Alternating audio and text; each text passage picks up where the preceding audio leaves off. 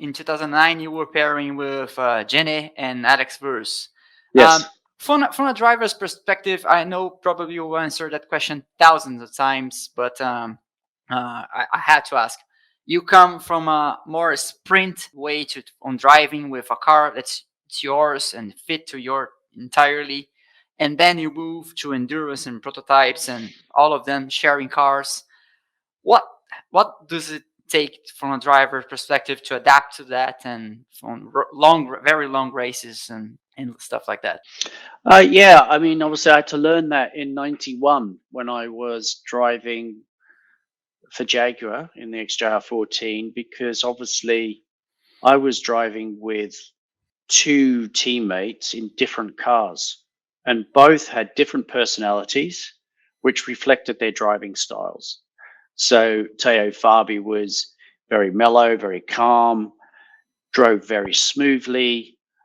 Derek, different opposite type of character, you know, quite quite bullish, quite not aggressive, but he's hyper. He's pushing, and the car reflected the setup reflected the way he drove, which was a bit like his personality.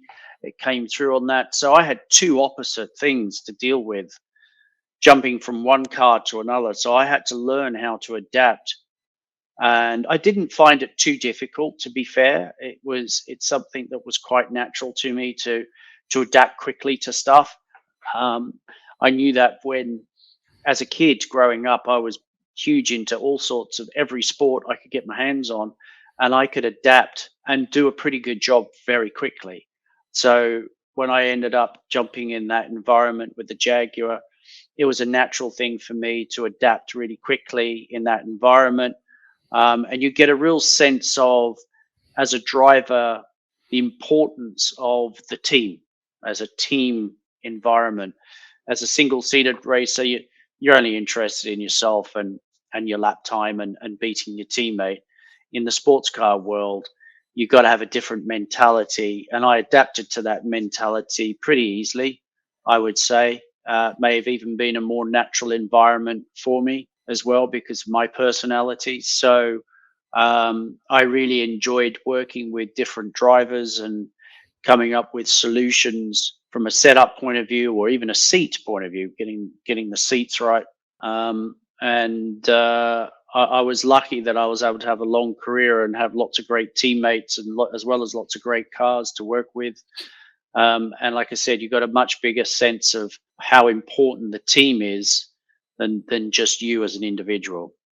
And would you say that from a setup for the car point of view, do you have also have to make some concessions in terms of what's it's not something is not ideal for yourself, but it's ideal for all of the three us together?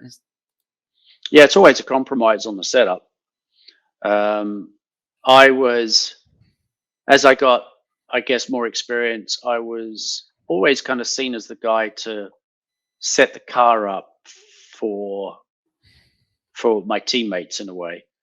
I just had that, I don't know, that experience and understood what a car was needed for most people to drive. So, and I think all of that came from 1991, having to adapt different driving styles with different drivers and different setups, and all that experience later on in life. I became the guy to set the car up, and people would jump in and kind of go and be fairly happy with it. So, but it is a team effort to get it, because sometimes you might arrive at the racetrack and you're not as quick as you think you should be. It's not quite clicking, and your teammate is on fire that weekend. Well, you got to learn to accept that. Let the ego drop and work with that driver to help drag you along. Some people may want to still fight that, even though they're not right in the headspace that they need to be, and it can go quite wrong. So, recognizing that is really, really important as a driver in that space.